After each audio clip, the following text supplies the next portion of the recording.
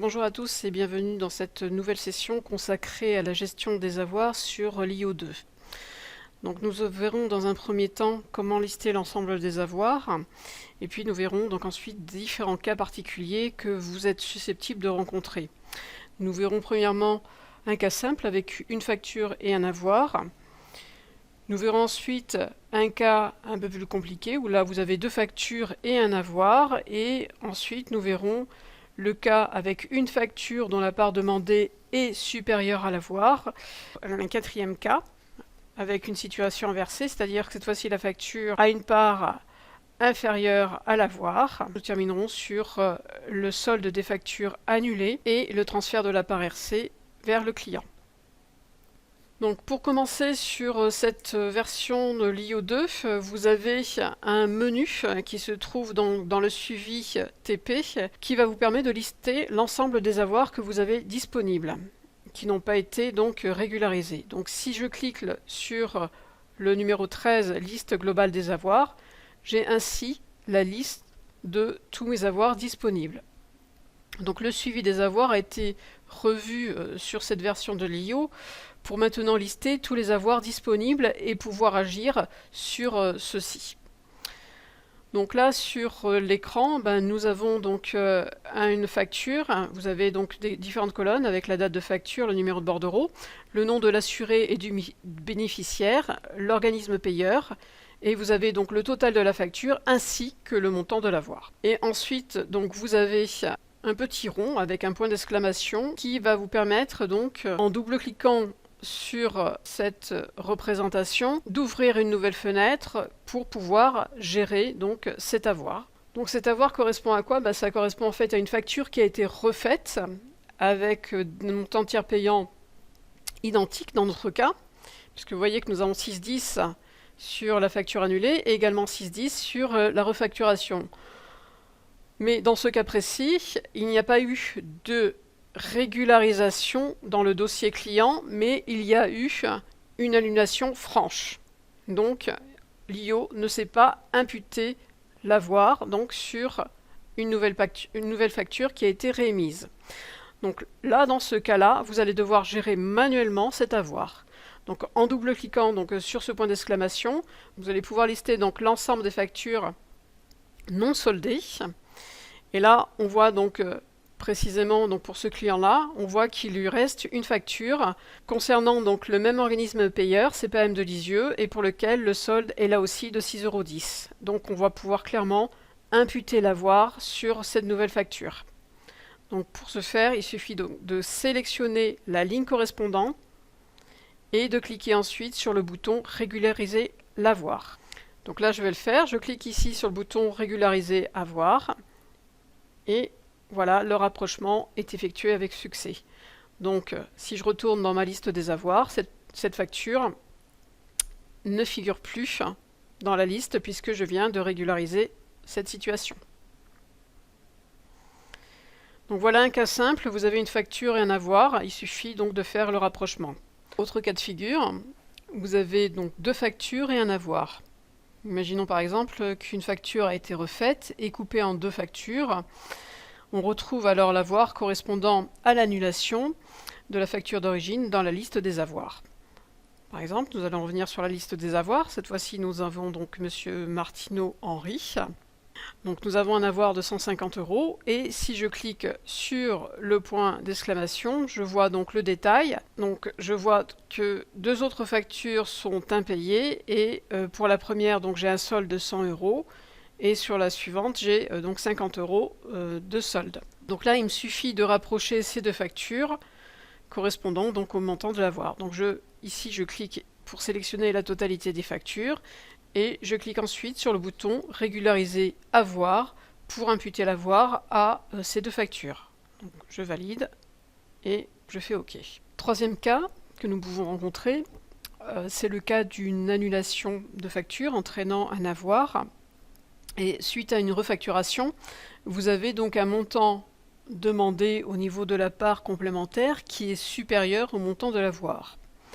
Donc dans ce cas, vous revenez bien sûr sur la liste globale des avoirs. On retrouve donc la facture qui a été annulée Et si je clique donc sur l'icône correspondant à un point d'exclamation, je retrouve donc pour mon client Monsieur Bonjour Alfred, je retrouve donc une nouvelle facture, la 203,86,05, dont le solde, cette fois-ci demandé pour la part mutuelle, est de 200 €, alors que l'avoir est de 150 €. Donc dans ce cas-là, je vais devoir donc imputer l'avoir à cette facture, et je vais par contre devoir compléter le règlement en passant par l'encaissement direct. Donc je vais le faire, je sélectionne donc ma facture, je régularise l'avoir. Donc je rappelle que c'est la facture 203,86,605. Donc là je fais régulariser avoir, je confirme le rapprochement donc de l'avoir sur cette nouvelle facture. Et ensuite pour compléter donc le règlement, je vais passer ici sur encaissement. Donc là vous connaissez déjà. Je tape mon numéro de facture. Et je clique sur le bouton rechercher, et là, donc concernant la part complémentaire qui nous intéresse, je vois que j'ai un solde de 50 €. Donc l'avoir a bien été imputé, 250 € a bien été imputé. Il me reste donc un différentiel de 50 € que je vais pouvoir compléter avec une saisie directe. Donc là, je clique sur la ligne et je valide mon règlement. Donc le solde cette fois-ci est de 0 et je peux donc solder cette facture au niveau de la part complémentaire. Donc je valide. Autre cas qui peut se présenter, c'est que vous avez une facture dont la part demandée est inférieure à l'avoir. Donc c'est ce que l'on va voir précisément en retournant sur la liste globale des avoirs. Nous avons donc une facture au nom de Monsieur Henri Martineau. L'organisme payeur est Carte Blanche Cogevi. Si je clique sur l'icône représentant le point d'exclamation, j'ai donc une nouvelle facture qui est non soldée, dont le montant demandé par le tiers payant au niveau de Cogevi est de 20 €, l'avoir est de 50 €, j'ai donc un différentiel de 30 €. Donc là, dans un premier temps, je vais régulariser mon avoir, c'est-à-dire que je vais imputer 20 € sur les 50 € de disponibles. Donc je clique là aussi sur le bouton régulariser l'avoir, il me confirme donc le rapprochement de l'avoir, et si je retourne sur la liste des avoirs, j'ai à nouveau donc Henri Martineau, mais cette fois-ci j'ai le différentiel, c'est-à-dire un avoir de 30 €. Donc là, pour gérer ce trop perçu, je clique à nouveau sur le point d'exclamation et j'ai deux autres boutons qui apparaissent. Donc soit je peux le passer en perte et profit, donc il n'y a pas de gestion derrière, ou bien je clique sur le bouton rembourser l'organisme. Alors si je clique sur le bouton rembourser l'organisme, ça va lister cet avoir dans un autre module de gestion des règlements, où je vais ensuite pouvoir rembourser donc par chèque. Généralement c'est la comptabilité qui émet un chèque, je vais pouvoir à ce moment-là rembourser donc l'organisme proprement dit. Donc là je clique sur le bouton rembourser l'organisme, je confirme que mon numéro de facture est invalide puisque j'en ai pas, c'est clair, et là il me propose donc le rapprochement qui est effectué avec succès. Donc je vais pouvoir ensuite, donc en fonction de la décision de la comptabilité, je vais pouvoir ensuite préciser que l'organisme a été remboursé donc par un chèque, aller jusqu'au bout de la démarche, c'est-à-dire rembourser physiquement en émettant un chèque. Je vais aller sur le module 7, gestion des remboursements. Je vais donc effectuer une recherche sur la liste de mes trop perçus, et là je retrouve donc mon avoir de 30 € correspondant à Martineau Henri, le client que nous venons de voir.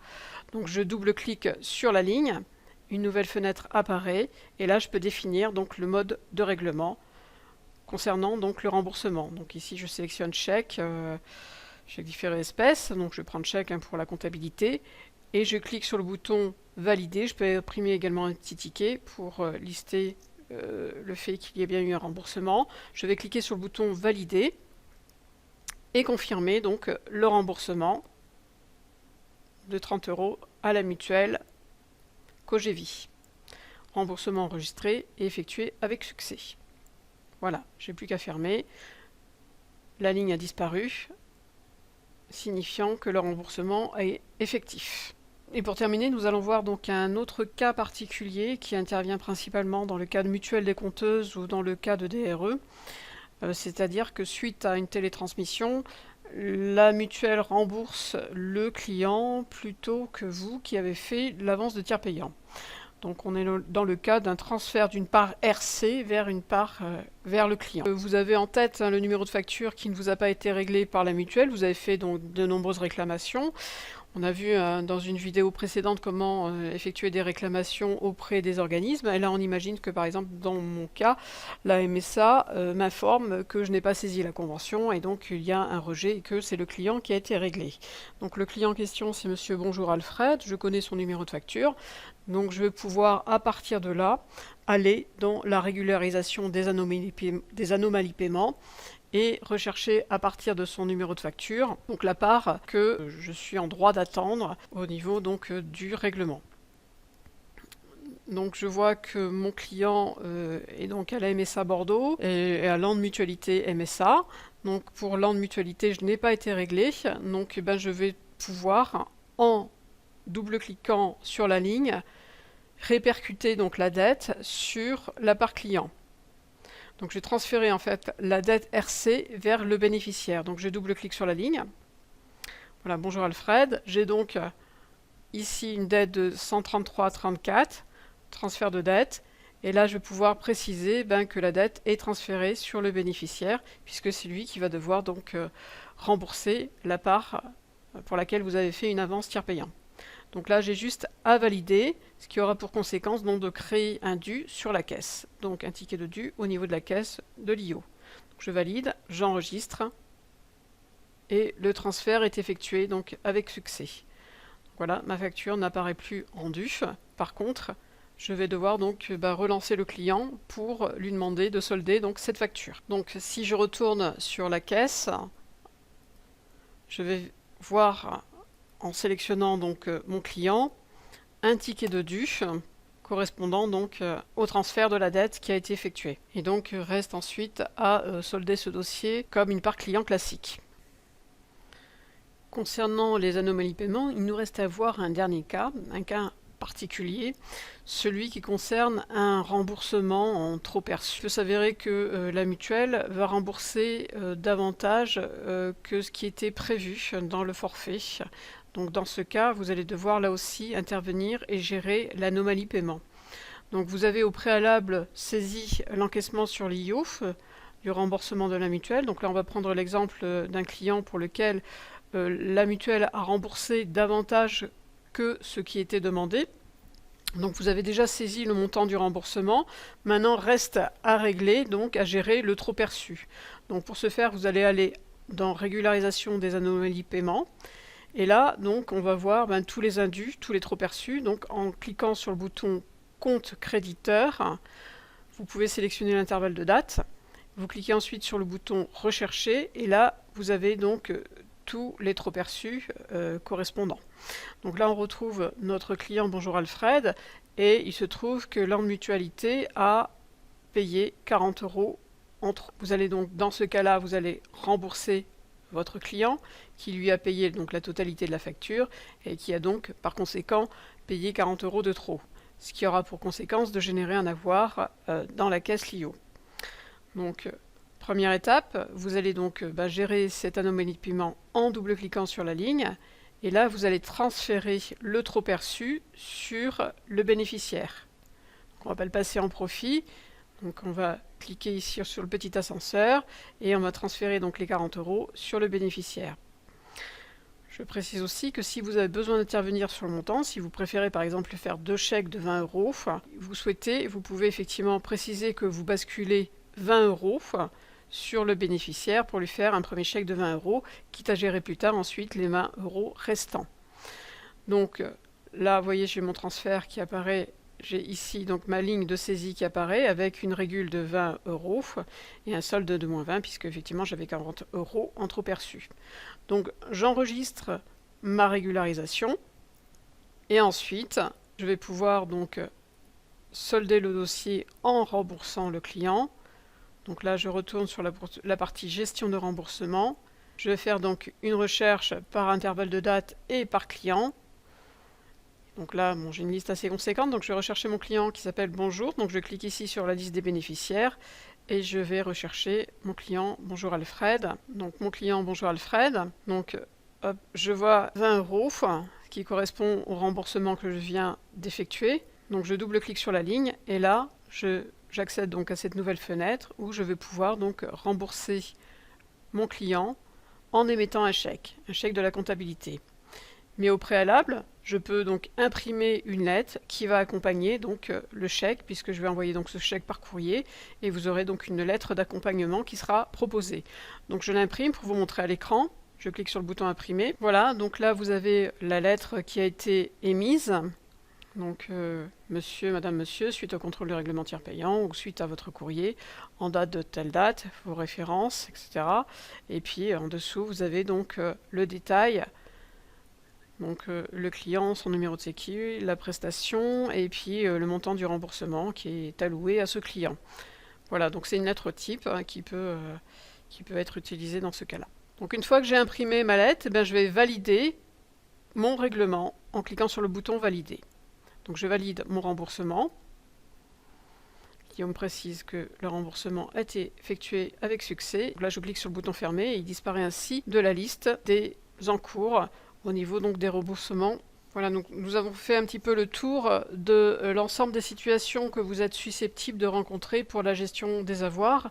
Reste à aborder une autre gestion, mais là ça sera directement en 615B2. Je vous invite donc à regarder notre vidéo qui sera consacrée aux avoirs générés par un retour Noémie non affecté.